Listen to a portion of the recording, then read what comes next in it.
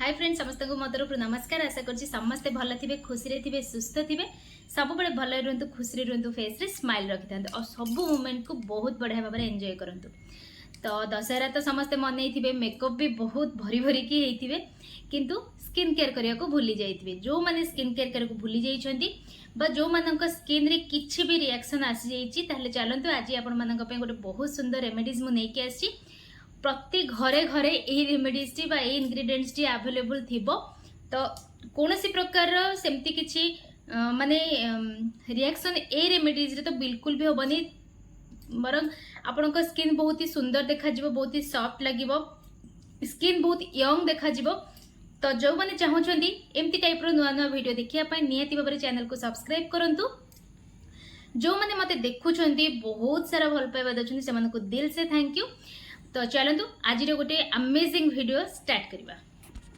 जदि आपनक स्किन रे किछि भी रिएक्शन हेची जदि आपनक स्किन डल देखा जाउची बहुत ही चिपचिपा बहुत ही ड्राई लगुची ताले चलतु आज नड़िया तेल रे गोटे बहुत सुंदर रेमेडीज बा बहुत बढ़िया भाव में आप नड़िया तेल को केमती यूज करि परिबे से विषय आज गोटे बढ़िया जिंस कहबी। तो याकू को माने यूज करिवे ड्राई स्किन वाला तो डेफिनेटली यूज करि परिबे कॉम्बिनेशन स्किन वाला भी यूज करि परिबे और जो मानकर ऑयली स्किन से माने ए रेमेडीज को स्किप करि परिबे नहले केमिति यूज करिवे चलंतु डिटेल्स रे कथा हबा। तो ये देखो मोर से सेम मेथी पका नड़िया तेल नहीं आसी जदि आपण मानक पाखरे एमती नाही आपण जनरली जो नड़िया तेल यूज करछंती सेटा को भी नहीं परिबे। तो गोटे बाउल रे देखो मोर नड़िया तेल किछि नै गली तो याकू आपण माने कोन करिवे एथिरे रोज वाटर मिक्स करि परिबे एथिरे आपण माने हमर एलोवेरा जेल ऐड करि परिबे।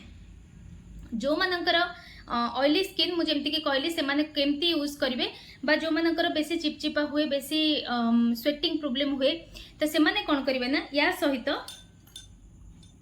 गोटे पिंच मापर एठी नै जिवे हळदी ठीक अछि।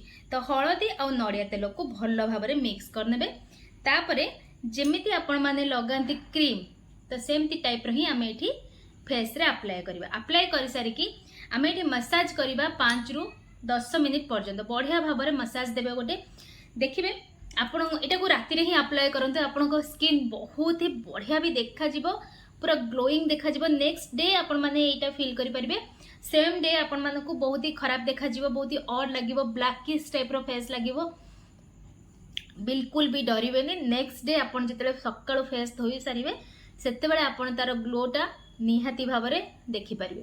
तो एमती करके भलसे नेबे मसाज करिवे। जो आमे जो मेकअप करिथिबा जदि किछि भी मेकअप सामान आम स्किन रे रिएक्शन करथिबो हळदी रे रहिछि एंटी बैक्टीरियल प्रॉपर्टीज जोटा कि आपनक स्किन को ठीक करिवारे हेल्प करिवो। नड़िया तेल आपण मानक स्किन को सॉफ्ट और स्मूथ करिवारे हेल्प करिवो आउ एजिंग साइन को बहुत बढ़िया भाव में रिड्यूस करिवो।